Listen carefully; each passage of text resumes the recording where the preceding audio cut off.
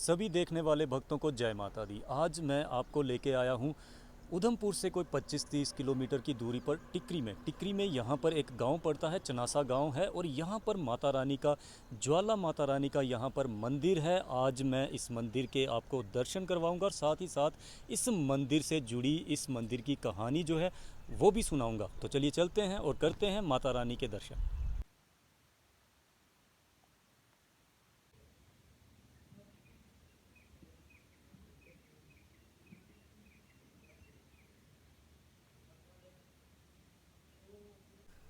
भक्तों, मैं आज आपको जो है वो दर्शन करवा रहा हूँ ज्वाला माता मंदिर के। मैंने आपको इस मंदिर के दर्शन करवाए। अब इस मंदिर के जो सेवक हैं, जो पुजारी जी हैं, वो मेरे साथ हैं। जानते हैं इस मंदिर की क्या पौराणिक कहानी है, कितना पुराना ये मंदिर है और किस किस तरह से इस मंदिर का जो निर्माण कार्य है वो हुआ है। तो सबसे पहले पंडित जी, जय माता दी। जय माता दी, जय माता दी। सबसे पहले मेरा सब भक्तजनों को दोनों हाथ जोड़कर प्रार्थना और जय माता दी। और मैं बड़ा शुक्रगुजार हूँ श्री गणेश जी का, जो कि उधमपुर में रहते हैं। वो मीडिया वालों को यहाँ लेके आए, इनका भी बहुत बहुत धन्यवाद। जय माता दी। तो मैं आपको बताना चाहता हूँ, इस मंदिर की विशेषता ये है कि मैं एक ड्राइवर था। तो मैंने 26 साल गाड़ी चलाई। तो मेरे साथ कुछ छोटी छोटी ऐसी घटनाएं होती थी, जैसे कि मानो कभी गाड़ी में आग लग जाना, कभी कुछ होना। मेरे बेटे का एक्सीडेंट भी हुआ बीच में। काफ़ी सारे ऐसे मुश्किलात आती थी। बहुत लंबी कथा, पर चलो मैं थोड़ी सी आपको बताना चाहूँगा। तो उसके बाद एक दिन क्या हुआ कि मैं किसी एक जगह पे गया था। वहाँ पे मुझे किसी ने कुछ बताया जो भी, तो मैंने आके अपनी महामाई से प्रार्थना की कि हे महामाई, मैं ना किसी का धागा डालना मैंने गले में, ना मुझे किसी का आगे इलाज कराने जाना। मेरी माँ मेरी रक्षा करो, मेरे परिवार की रक्षा करो और संसार की रक्षा करो। मुझे नहीं पता आपने कैसे करनी है। तो उसके बाद जो महामाई ने मुझे एक अपने असली रूप के मुझे दर्शन दिए माता ने, और मुझे ये कहा कि बेटा आप लोगों की सेवा करो, मैं आपकी गुरु माँ भी स्वयं ही हूँ और मैं खुद ही सब कुछ करूँगी, आपने खाली खड़े होना है। तो घर के कंडीशन काफ़ी ख़राब थी, बहुत गरीबी थी उस समय। एक ड्राइवरी करके मैं 10 आदमी को पालता था। तो अंदर आके जब यहाँ पे बैठते थे कुटिया में, तो माता कहती थी कि बच्चे रक्षा आप सेवा करो, लोगों की रक्षा करनी है। तो यहाँ तो मानता था, लेकिन बाहर जाके फिर मैं कहता कि माता कैसे करूँ, मेरे बच्चे भूखे मर जाएंगे। तो इसी तरह से महामाई ने अपने असली रूप में आके मुझे दर्शन दिया फिर से, और मेरे सर पे हाथ रखा कि बेटा तुझे कुछ नहीं करना है, तुझे खाली यहाँ पे खड़े रहना है, बाकी जो करूँगी मैं ही करूँगी, तो बाकी तुझे कुछ नहीं करना है। तो इसी तरह से फिर एक छोटी सी कंजा के रूप में महामाई ने मुझे दर्शन दिए। बाहर आके बोला बेटा उठ, तुझे बताते हूँ कि इलाज कैसे होता है। तो वहाँ से मुझे माता ने पकड़ के अपने स्थान में लाया अंदर। तो यहाँ पे आके जो है अपना माँ ने अपनी लीला बनाई, और अभी काफ़ी सारी संगत जो है यहाँ पे आती है, और माता स्वयं ही सब कुछ करती है। मैं कुछ भी नहीं करता हूँ, खाली यहाँ पे खड़ा रहता हूँ स्थान में आके महामाई की सेवा में। और उसके बाद लगभग 10 दिन के अंदर ही मुझे माता ने बोला कि बेटा खाना एक टाइम शुरू कर दो। तो मैंने एक टाइम कर दिया खाना। फिर 1 महीने के बाद माता ने फिर मेरे सर पे हाथ रख के बोला बच्चा कष्ट तो मुझे भी बहुत हो रहा, पर तुझे खाना छोड़ना होगा। तो मैंने खाना छोड़ दिया। तो फिर मुझे माता ने बोला कि बेटा फुलवार खाओ।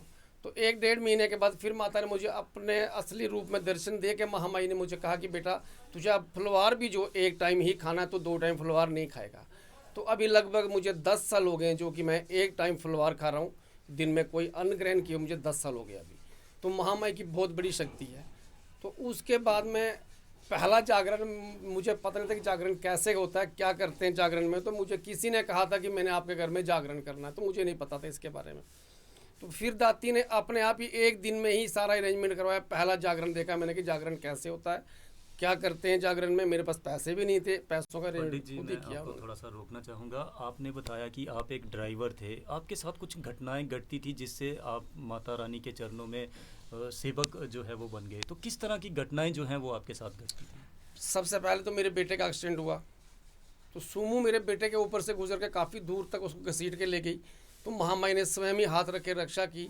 जब मेरा बेटा होश में आया, मैंने पूछा बच्चे तो क्या हुआ था। बोला मुझे गाड़ी ऊपर आई थी, मैंने लात मारी, गाड़ी को मैंने फेंक दिया। तो मुझे माता दिखी उस समय।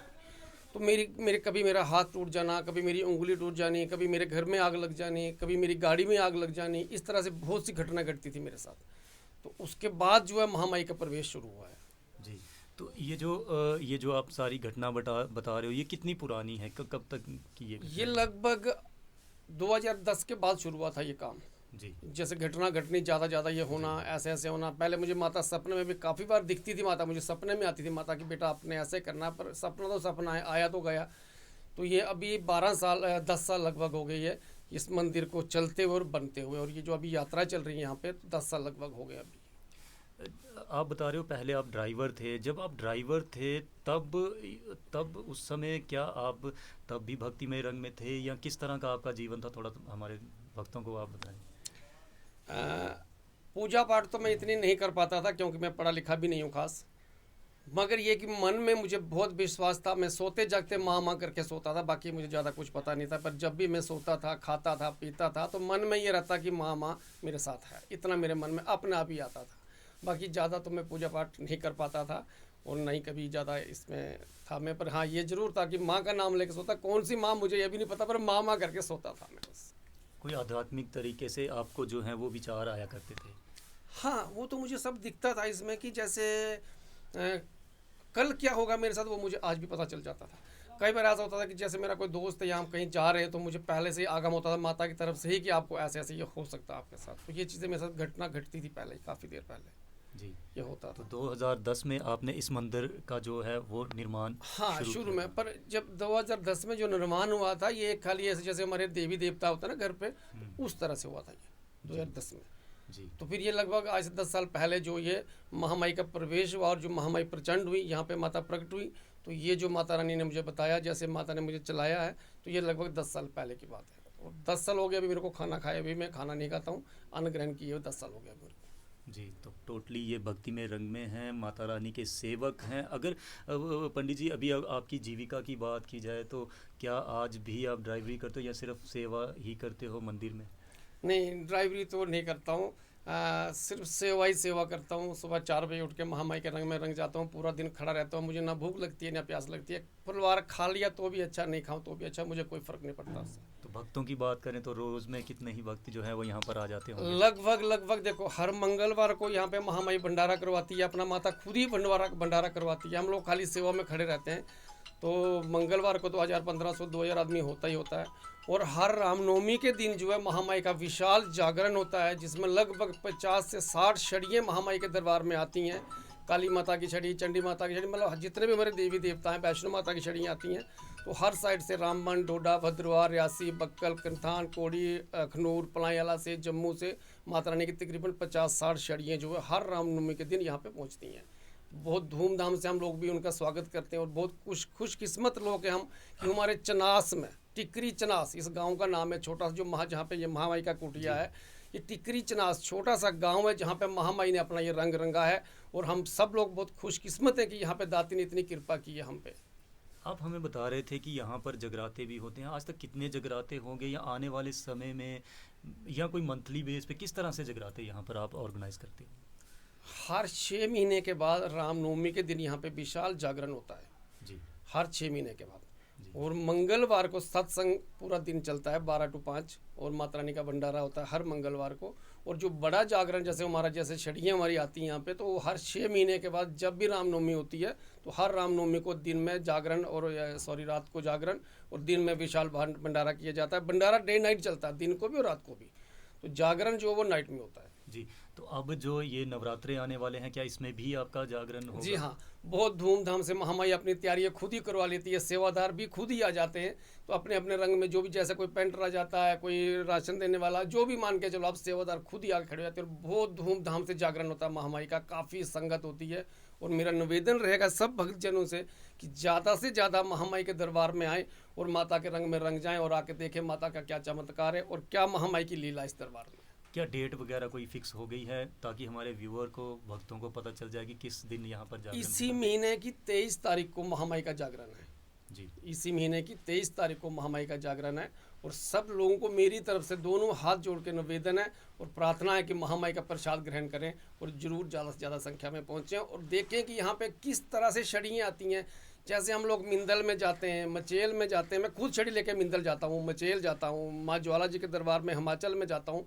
तो इसी तरह से यहाँ भी जब छड़ियाँ पहुँचती हैं तो हमको ऐसा लगता है कि हम लोग स्वर्ग पहुँच चुके हैं। ये जगह तब पहचान ही नहीं जाती कि ये कौन सी जगह है। यहाँ जी काफ़ी सारी छड़ियाँ यहाँ पे पहुँचती हैं। जी, तो भक्तों, यहाँ पर जो है इन नवरात्रों में 23 तारीख को यहाँ पर जगराता होगा। हम भी अपने चैनल के माध्यम से आप सबसे ये अपील करेंगे कि माता रानी के दरबार में आप भी अपनी हाजिरी जो है वो ज़रूर लगाएं। पंडित जी, हम ये जानना चाहेंगे कि पहले तो आप संसारिक व्यक्ति थे, फिर आप आध्यात्मिक हो गए, भगवान के रंग में आप रंगे।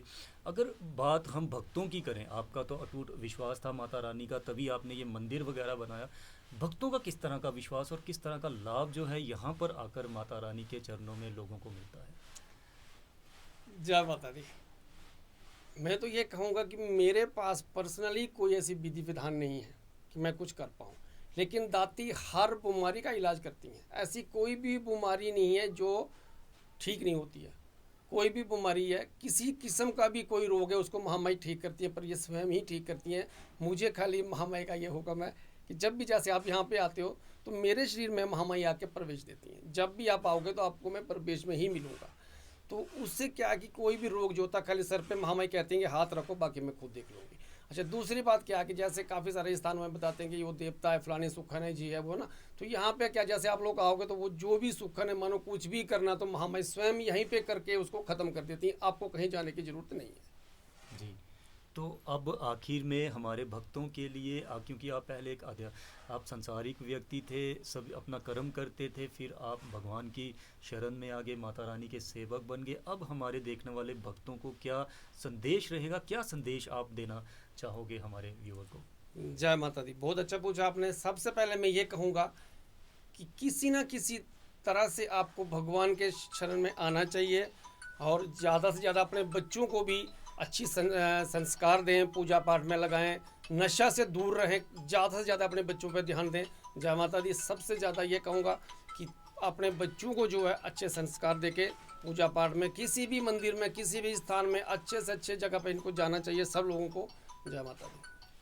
अगर आपके जीवन की बात करें तो पहले आप कुछ और थे, अब आप कुछ और हो। क्या बदलाव आया और किस लाइफ में ज़्यादा मज़ा आया आपको? मैं तो ये कहूँगा कि लगभग मेरी अभी एज 50 साल है, पर मेरा जन्म हुआ अभी 10 साल हुआ। इससे पीछे तो हम लोग नरक में थे, कौन सी ज़िंदगी जी के आए नहीं पता चला। लेकिन अब लगता है कि हम धरती पे आए, हमारा जन्म अब हुआ। 10 साल पहले मेरा जन्म हुआ, कि जब से मुझे ये चीज़ मिली, और बहुत अच्छा आनंद है। कई बार हम लोग स्वर्ग जाते हैं, और मेरी सबसे यही अपील रहती है कि आप किसी ना किसी तरह से परमात्मा से जुड़ना चाहिए। आप किसी भी स्थान में आप जाते हैं ना, तो सच्ची श्रद्धा से देखो, जब आप घर से निकलोगे कि मैंने फलाने मंदिर में जाना है, तो उस शक्ति को, वहाँ पे जो भी शक्ति रहेगी, तो उसको पहले ही पता कि ये मेरे से क्या मांगने आ रहा है, मुझे इसको क्या देना है। वो आप पे निर्भर करता है आप किस श्रद्धा से जाते हो। मैं आपको इसी दरबार की छोटी सी घटना बताता हूँ। जब आप लोग यहाँ पे आते हो तो मेरी आंखें बंद हो जाती हैं।